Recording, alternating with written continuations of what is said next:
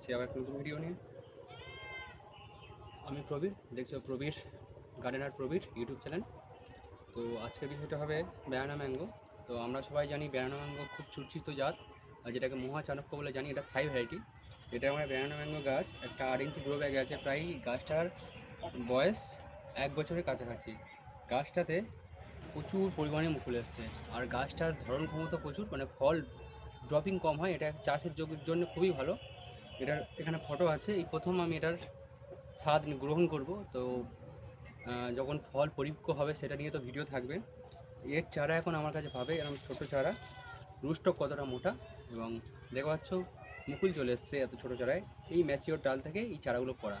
যদি এরকম কারোর চারা যদি কারোর লাগে আমাকে বলতে পারো। আরেকটা বন্ধু বলে দিই যে আমরা ভিডিওতে অনেক কিছু দেখি, অনেক নার্সারি ম্যান মহাচানক বা ব্যানানা ম্যাঙ্গো দুটোই বলে না। মহাচানক যা ব্যানানা ম্যাঙ্গো একটাই।